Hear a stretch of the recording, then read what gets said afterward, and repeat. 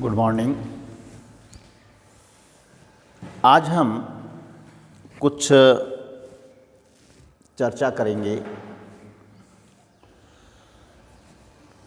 लोकमानस और लोक तत्वों को लेकर के। लोकमानस क्या चीज़ हैं, लोक तत्व क्या हैं, इनको पढ़ेंगे। लोक साहित्य एमए का एक पार्ट है, एक प्रश्न पत्र है पूरा, जिसमें ये कुछ टॉपिक हैं। ये लोक साहित्य प्रश्न पत्र जयनारायण व्यास विश्वविद्यालय में 4th सेम में दे रखा है। कोशिश करेंगे कि इस प्रश्न पत्र से संबंधित कई सारे प्रश्न हैं, हम हल करेंगे। आज हम इसी परिप्रेक्ष्य में लोकमानस क्या है और लोक तत्व क्या हैं, इनको देखेंगे। लोकमानस किसे कहते हैं, क्या चीज़ हैं? देखिए, हम लोक वार्ता का जन्म मानते हैं, तो लोक वार्ता का जन्म देने वाली जो मूल प्रवृत्ति हैं वह लोकमानस है। किसको? लोक वार्ता को जन्म देने वाली मूल प्रवृत्ति को ही हम लोकमानस कहते हैं। यह लोकमानस प्रबुद्ध और शिष्ट मानस से सर्वथा भिन्न है। किससे? जो प्रबुद्ध हैं, प्रज्ञाशील हैं और जिसको हम शिष्ट मानस कहते हैं, मानव कहते हैं, उससे ये बिल्कुल ही भिन्न हैं, अलग हैं। ये लोकमानस एक अद्भुत आस्था है। क्या है? एक अद्भुत आस्था का नाम लोकमानस है। यह लोकमानस आदिम मानस तथा इसके अवशेष ही हैं। लोकमानस क्या है? आदिम मानस या फिर उसके अवशेष अपन कह सकते हैं। लोक वार्ता एवं लोक साहित्य के जो निर्धारक तत्व हैं, उनमें सर्वाधिक विचारणीय तत्व लोकमानस हैं। यानी लोक वार्ता को लें या फिर लोक साहित्य को लें, इस चीज़ों को यानी लोक वार्ता और लोक साहित्य को निर्धारित करने वाले जो तत्व हैं, उनमें सबसे विचारणीय तत्व किसे माना गया है? लोकमानस को माना गया है। लोकमानस की अवधारणा को समझने के लिए हमें इतिहास को समझना पड़ेगा। कुछ इतिहास पर नज़र डालनी पड़ेगी, तब हम इस लोकमानस को समझ पाएंगे। विगत शताब्दी यानी 19वीं शताब्दी तक मनोविज्ञान के अधिष्ठाता केवल चेतन मानस की सत्ता को ही स्वीकारते थे। किसको? चेतन मानस की सत्ता को ही वह स्वीकारते थे। उनकी दृष्टि से मनुष्य या तो चेतन होगा या फिर अचेतन, दो ही चीज़ें थी, चेतन और अचेतन। लेकिन सुप्रसिद्ध मनोचिकित्सक फ्राइड के अनुसंधान ने एक क्रांतिकारी वैचारिकता को जन्म दिया और वह क्रांतिकारी वैचारिकता चेतन और अचेतन के मध्य एक विचार उत्तेजक अवधारणा लेके सामने उपस्थित हुई और उस अवधारणा का नाम है अवचेतन मानस। क्या कहा? अवचेतन मानस। इस अवचेतन मानस की अवधारणा ने संपूर्ण साहित्य के क्षेत्र में हलचल मचा दी। किसके क्षेत्र में? साहित्य के क्षेत्र में हलचल उत्पन्न कर दी। हम देखते हैं कि फ्राइडिये जो मनोविज्ञान की विचारधारा हैं, इसमें अनेक प्रकार के संशोधन भी हुए, लेकिन जहाँ तक उनकी अवचेतन मानस की कल्पना रही है, इस कल्पना को सभी ने स्वीकार किया है।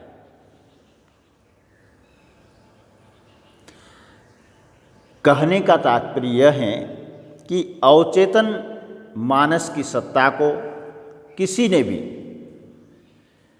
चुनौती नहीं दी, चैलेंज नहीं किया। फ्राइड के अवचेतन मानस के मूल में कुंठा को प्रधान रूप से स्वीकार किया गया है। किसको? कुंठा को मुख्य रूप से स्वीकार किया गया है। अवचेतन मानस हमारे पुरुषार्थ का परिणाम नहीं है, बल्कि पूर्वजों से प्राप्त संस्कार का फल है। क्या है? पूर्वजों से प्राप्त संस्कार का फल है। कालांतर में यानी समय रहते अवचेतन मानस का विश्लेषण करते हुए उनके दो भेद स्वीकार किए गए हैं। प्रथम जो भेद हैं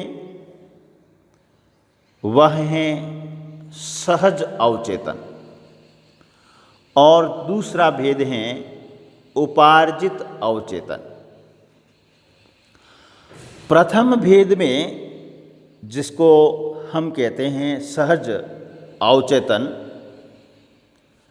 को ही लोकमानस के रूप में मान्यता दी गई है। लोकमानस की सत्ता असंदिग्ध है।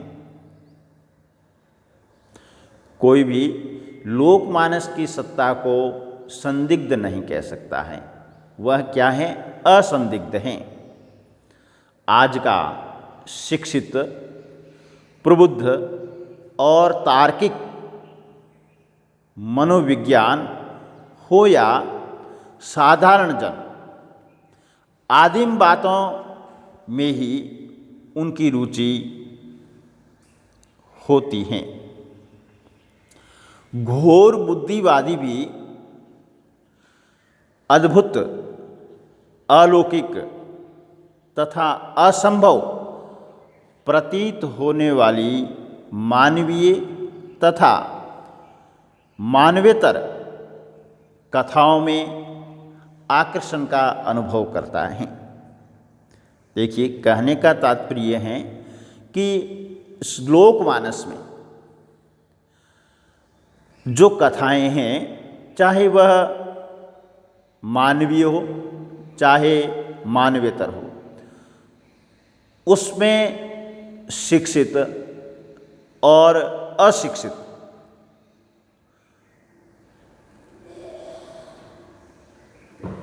दोनों ही मानस की रुचि बनी रहती है, उसका आकर्षण बना रहता है।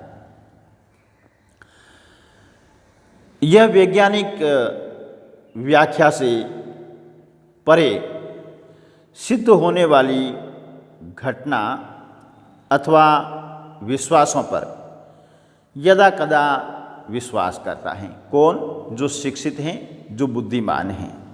वह भी वैज्ञानिकता से परे सिद्ध होने वाली घटनाएं या फिर वैज्ञानिकता से परे विश्वासों, जैसे इस लोक में आत्मा परमात्मा, भूत प्रेत, स्वर्ग नरक आदि पे विश्वास किया जाता है। तो ये कह रहे हैं कि जो बुद्धिवादी हैं और जो शिक्षित हैं, प्रबुद्ध हैं और तार्किक वैज्ञानिक हैं, वह भी इन चीज़ों पर विश्वास करता है। तो ये विश्वास की जो चीज़ हैं आज भी उस सभ्यता में भी भली भांति लक्षित की जा सकती हैं। यानी लोकमानस जो हैं वह हमारे समाज में आज भी मौजूद हैं तथा शताब्दियों पूर्व से विद्यमान मानस में निसंदेह लोकमानस की सत्ता को निरंतर अनुभव करता आया है। इसलिए यह बात स्पष्ट है कि लोकमानस को आदिम मन की मनोवृत्ति का ही अवशेष कहा जा सकता है। देखिए, लोकमानस की सत्ता का उद्घाटन भी लोक वार्ताकारों ने ही किया है। किसने किया है? लोक वार्ताकारों ने ही किया है।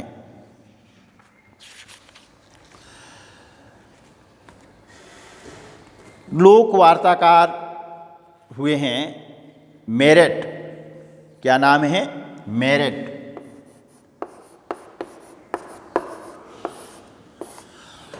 अब मेरेट ने इस संबंध में क्या कहा है? मेरेट कहते हैं कि भीड़ तो मनुष्यों के अस्थायी और अनियमित संग को कहते हैं। यानी कुछ लोग जनमानस को भीड़ मानते हैं, तो ये कह रहे हैं जनमानस भीड़ नहीं है। भीड़ हमें किसे कहेंगे? मनुष्यों के अस्थायी और अनियमित संग को।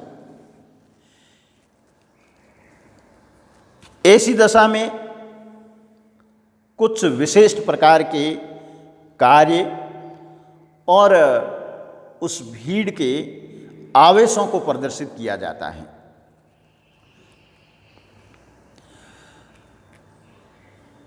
इसी प्रकार मनुष्य राशि तो मानो एक स्थायी भीड़ हैं जो अपनी सामूहिक वृत्तियों की परंपरा के रूप में चिरगामी रह सकती है। इस परंपरा में यह विशेष प्रकार के आचरण प्रकट करती हैं। कौन? जनमानस, मनुष्यों की भीड़। तो निश्चय ही पृथक रूप से अध्ययन करने की यह वस्तु हैं। यानी भीड़ और जनमानस बिल्कुल ही अलग हैं। हम निर्विवाद रूप से लोकमानस की सत्ता का उद्घाटन वैज्ञानिक तथा सांस्कृतिक क्षेत्र की अभूतपूर्व घटना कह सकते हैं। जेम्स ड्रेवर ने लोक मनोविज्ञान की व्याख्या करते हुए उसकी यानी लोकमानस की उपयोगिता आदिम लोगों के विश्वासों, रीति रिवाजों, रूढ़ियों आदि के अध्ययन में स्वयं सिद्ध प्रमाणिक की हैं। हम यहाँ देखते हैं कि मनोविज्ञान के गहन शोध एवं अन्वेषण के पश्चात इस बात को स्वीकार करते हैं कि जाति ही मानसिक आधार तथा संस्कृति के स्वरूप का निर्धारण करती हैं। कौन करती हैं? जाति, कास्ट जो हैं वह मानसिक आधार तथा संस्कृति के स्वरूप का निर्धारण करती हैं। मनोवैज्ञानिकों ने यह भी माना है कि शरीर के विन्यास के स्वरूप ही मनुष्य की बौद्धिकता, भावुकता और संकल्प शक्ति को जाना जा सकता है। ये हमारा था लोकमानस। अब हम लोकमानस के कौन से तत्व होते हैं उसके बारे में कुछ जानने की कोशिश करेंगे। एक लोक वार्ताकार या लोक वार्ताविद कह सकते हैं हुए हैं फेजर। फेजर ने लोकमानस के दो प्रधान लक्षण निरूपित किए हैं या तत्व निरूपित किए हैं। उन्होंने पहला लोकमानस का तत्व माना है विवेक पूर्वी, और इस विवेक पूर्वी का अर्थ बताया है कि वह मानस जो कार्य कारण की श्रृंखला के विकसित होने के पूर्व अनेक धारणाओं की सृष्टि में विचरण करता है। यानी कोई कार्य करता है तो उस कार्य को करने के कारण की क्या क्या श्रृंखला होगी उसको पहले विकसित करेगा, और वह किसके आधार पर? पूर्व धारणाओं के आधार पर विकसित करेगा और उसी का विचरण आगे करता रहता है। इसका तात्पर्य हम यह नहीं समझ सकते हैं कि लोकमानस नितांत तर्क शून्य ही होता है। यानी हम पूर्व धारणाओं को लेकर चलते हैं तो इसका मतलब ये नहीं है कि लोकमानस हैं वह कैसा है? नितांत तर्क शून्य हैं। लोकमानस तर्क शून्य नहीं हैं, बल्कि वे तर्क तो कर सकते हैं। उनका तर्क का आधार केवल कर्म प्रवाह तक ही सीमित होता है। किस तक रहता है? कर्म प्रवाह तक ही सीमित रहता है। आज भौतिक व यथार्थ कारण तथा कार्य का महत्व नहीं होता। फ्रेजर के अनुसार या उनके मतानुसार मानस की कार्यगत व्याख्या में विरोधी तत्वों का भी समावेश रहता है या संयोग रहता है। यह था फेजर के द्वारा बताया गया विवेक पूर्वी तत्व। दूसरा जो लक्षण है, तत्व हैं, वो बताया है मिस्टिक। इसको अपन रहस्यशील भी कहते हैं। फेजर कहते हैं कि लोकमानस अपने चतुर्दिश होने वाली स्थितियों के मूल में परा प्रकृति या परा प्राकृतिक शक्तियों के योग को मान्यता देता है। यानी अलौकिक शक्तियों को मान्यता देता है। हम इस बिंदु को यानी रहस्यशील को गहराई से पढ़ें या देखें, सोचें और समझें तो मूल सृष्टिकालीन मनुष्य के जन्म काल की सहज प्रतिक्रिया व्यक्त करने वाला लोकमानस ही रहा होगा। यानी मनुष्य की सृष्टिकालीन जो सहज प्रतिक्रिया रही है उसको व्यक्त किसने किया है? लोकमानस ने ही किया है।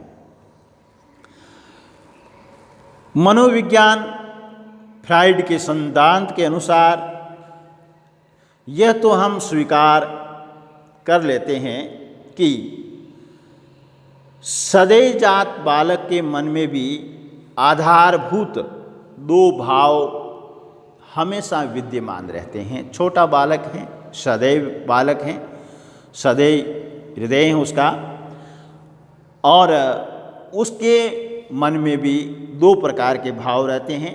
वह पहला भाव है रति और दूसरा भाव है भय। रति में विस्तार का भाव है और इस विस्तार के भाव के कारण ही वह बालक बाहरी जगत से आनंद मूलक संपर्क साधता है। इसी रतिभाव के कारण मनुष्य रिचुअल, जिसको अपन कहते हैं अनुष्ठानिक, बन जाता है। दूसरा भाव है भय। भय ने टैब, या इसको कह सकते हैं अपन निषेध और वर्जना का भाव विकसित किया है। किसने? भाव ने। या तो निषेध की बात कही है या कुछ वर्जना की बात कहता है। भय में आत्मरक्षा का भाव बना रहता है। इन दोनों भावों के कारण ही लोकमानस स्व और पर में भेद नहीं करता है कि यह मेरा है और वह दूसरे का है। इसमें लोकमानस भेद नहीं करता है। वह किसी व्यक्ति विशेष तथा वस्तु विशेष को उसी रूप में नहीं देखता। किस रूप में देखता है? वह सभी को एक ही रूप में देखता है। उसके चिंतन में प्रकृति के सभी क्रियाकलापों का दर्शन होता है। यानी संपूर्ण सृष्टि को समान सत्ता में वह देखता है कि सभी व्यक्ति में भी वही परम सत्ता है और किसी वस्तु में भी वही परम सत्ता है। वह एक रूप में देखता है, किसी में भेद नहीं करता है। इसी लोकमानस का तीसरा लक्षण कहें या तत्व कहें हैं, वह है मृत और जीवितों में कोई भेद नहीं करता। लोकमानस जो मृत जीव हैं और जीवित हैं दोनों में भेद नहीं करता है। मृतक भी उसे जीवितों की तरह चित्रों और मूर्तियों में सत्तावान प्रतीत होते हैं। किसको? लोकमानस को। लोकमानस आज भी स्वप्नों में भी मृत प्राणियों को देखकर उन्हें जीवितों के तुल्य महत्व देता है। ये हो गया आपका तीसरा लक्षण या तत्व। लोकमानस का चौथा तत्व है, लक्षण है कि लोकमानस अंश और समग्र में कोई भेद नहीं मानता। अंश और समग्र क्या है? एक ही चीज मानता है। इस अभेदवादी अवधारणा को पुष्ट करने वाली अनेक कहानियों में हमें ऐसे अभिनय मिल जाएंगे। जबकि किसी व्यक्ति का पुतला बनाकर उसे काटना या उसमें सुई चुभाने जैसे कार्यों के द्वारा यह समझना कि उस मूल व्यक्ति को भी वैसी ही पीड़ा हो रही है या हो रही होगी, लोकमानस तो व्यक्ति और उसके नाम में भी भेद नहीं करता है। लोकमानस की एक अन्य विशेषता यह है कि तुल्य और अतुलनीय में कोई भेद नहीं करता है। टोना टोटका इसी भावना का परिणाम है। किसका? तुल्य और तुलनीय। शत्रु का पुतला बनाकर उसे काट देने की भावना के मूल में यही लोकमानस हैं। लोकमानस के भाव भी मूर्त स्वरूप के होते हैं, वे अमूर्त को भी मूर्त रूप में ही मानते हैं। अगला लक्षण है इसका, वह है लोकमानस कार्य कारण व्यापार पर भी विश्वास करता है। किस पे करता है? कार्य कारण व्यापार पर भी लोकमानस विश्वास करता है।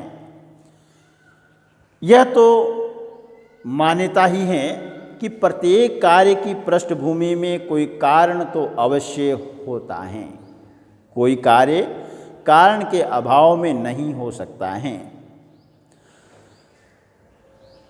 परंतु चिंता का विषय कैसे और क्यों नहीं, बल्कि कौन की कल्पना में है। वर्षा का होना, रात दिन का होना, इसके पीछे कारण तो हैं, लेकिन उनके होने में कारण रूप में वे किसी व्यक्तित्व को ही मानते हैं कि रात दिन और वर्षा का होना कोई व्यक्तित्व ऐसा है जो ये सब कार्य करवाता है। इसलिए लोकमानस के लिए पृथ्वी माता हैं, सूर्य, अग्नि, पवन ये देवता हैं। इनकी इच्छा और संकल्प मात्र से ही सृष्टि का संचालन होता है। कार्य और कारण स्वीकार कर लेंगे, भले ही वह वास्तविक न भी हो। हमने अभी लोकमानस और लोक तत्वों का विश्लेषण किया।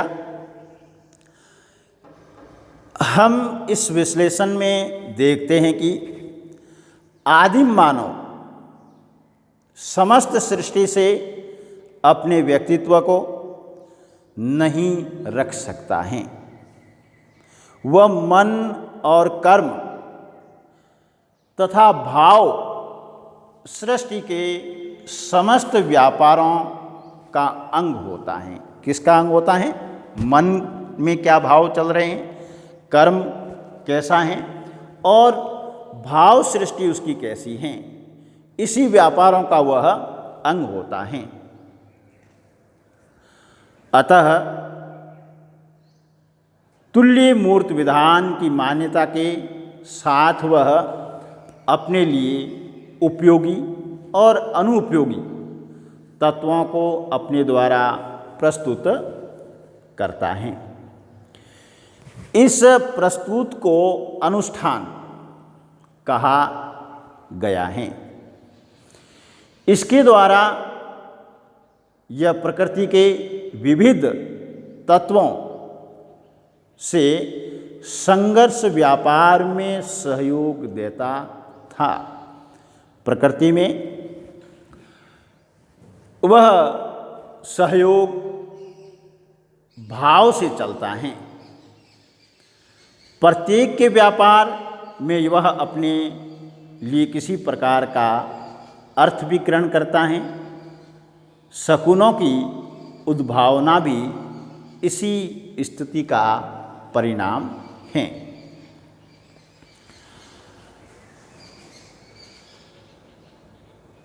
निष्कर्षतः हम कह सकते हैं कि लोकमानस की सत्ता वैयक्तिक नहीं बल्कि सार्वदेशिक हैं, सार्वजनीन हैं तथा सार्वलौकिक हैं। यह सर्वव्याप्त हैं। यह लोकमानस कल भी था, आज भी हैं और कल भी रहेगा।